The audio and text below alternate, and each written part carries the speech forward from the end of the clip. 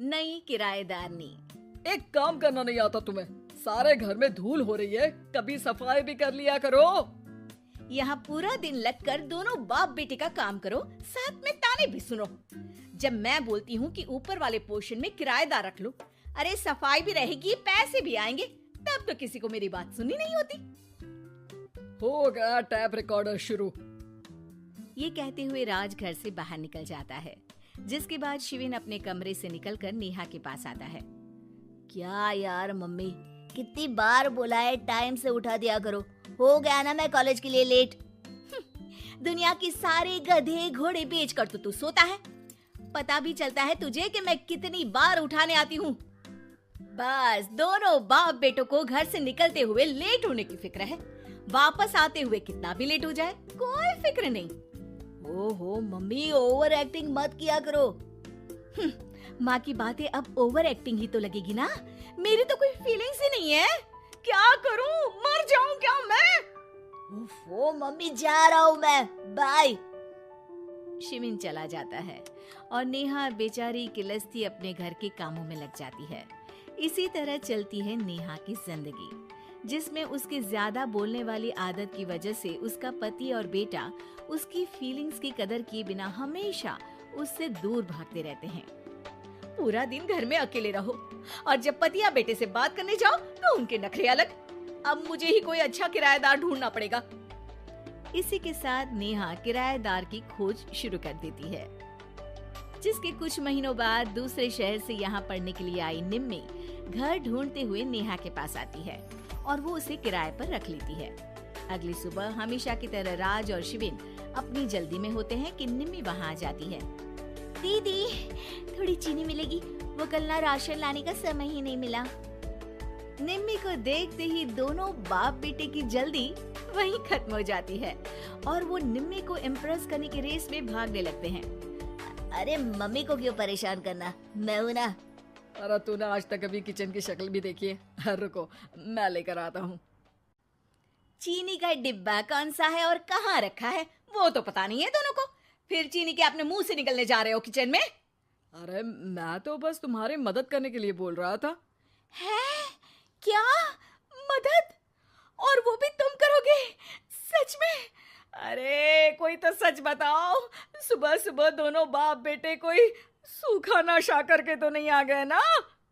अरे कैसी बेकार की बातें करती हो मम्मी। अरे जब कौवा अचानक हंस की चाल चलने लगेगा तो शक होना तो लाजमी है ना। घर का ऐसा माहौल देख निम्मी वहां से जाने ही लगती है कि राज उसे रोक लेता है। अरे आपने चीनी तो ली ही नहीं? इट्स ओके भैया, मैं आज बिना चाय की ही कॉलेज चली जाऊंगी। जहाँ एक तरफ भैया सुन राज का दिल टूट जाता है, वहीं कॉलेज सुन शिविन खुश हो जाता है। वैसे आप कौन से कॉलेज में हो? इस पर निम्मी जवाब देने ही वाली होती है, लेकिन नेहा टोकते हुए बीच में बोल पड़ती है। अब दोनों को देर नहीं हो रही। हद है इनसे भी, कहीं बात बनने ही नहीं देंगी मेरी तो। अरे जा रहे, अब यहाँ बचाई क्या है? इस पर निम्मे के पीछे पीछे शिविन कॉलेज की तरफ और राज ऑफिस चला जाता है। इसी तरह दिन बीतने लगते हैं, जिसमें अब सुबह जल्दी जाना और शाम लेट आने का सिलसिला सुबह लेट जाना और शाम जल्दी आने में बदल जाता है। एक शाम वो दोनों समय से पहले ही घर वापस आ जाते हैं, जिन्हें देख नेहा हैरान रह जाती है। हाय मेरे रब्बा, अरे पहले घर जल्दी आना शुरू कर दिया और आज तो उससे भी जल्दी। कहीं मैं कोई सपना तो नहीं देख रही? मतलब अब क्या हम अपने घर भी जल्दी वापस नहीं आ सकते? अरे घर तो कितने सालों से तुम्हारा ही है, पर लगता है कि अपना ही है, इस बात का एहसास अब हुआ है। वो सब ठीक है मम्मी, निम्मी कहाँ है, जरा उसे बर्थडे विश तो कर दूं। अरे वाह रे, आज तक तो अपनी माँ का बर्थडे तुझे याद नहीं रहा, उसका बहुत याद है। वो तो मुझे पापा ने याद दिलाया है। हैं? अरे क्या बोल रहे हो तुम, झूठे? नहीं बेबी, देखो मुझे तो तुम्हारा बर्थडे भी याद नहीं रहता, तो उसका कहाँ से याद रहेगा मुझे? तौबा, मैंने तो किराएदार रखकर अपनी ही पैर पर कुल्हाड़ी मार ली। बेटा तो बेटा, यहाँ तो बाप भी किसी से कम नहीं है। इतनी देर में निम्मी भी घर वापस आ जाती है, जिसे देखते ही शिविन हैप्पी बर्थडे गीत गाता हुआ उसके पास चला जाता है। हैप्पी बर्थडे निम्मी। बताओ आज क्या चाहिए तुम्हें? हाँ हाँ, मांग लो ना इसकी जान। अरे नहीं नहीं, मुझे कुछ नहीं चाहिए, बल्कि मैं तो आज आप लोगों को कुछ देने आई हूँ। क्या क्या देने आई हो? निम्मी अपनी बैग में से मिठाई का डिब्बा और शादी का कार्ड निकालती है।